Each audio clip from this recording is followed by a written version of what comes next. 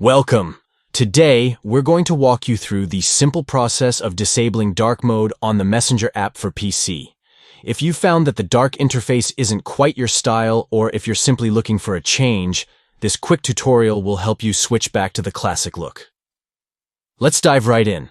First, make sure you've opened your Messenger app. Once you're logged in, look for your profile photo in the bottom left corner of the screen. This is your gateway to the settings. Go ahead and click on your profile picture. This will bring up a menu where you can access various settings and preferences.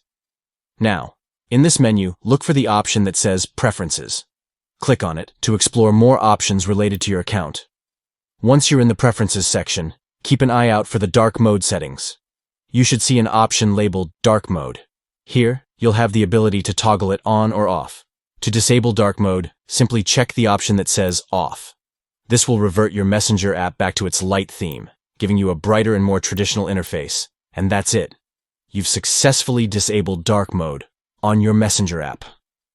It's a quick and easy process that can change your chatting experience dramatically.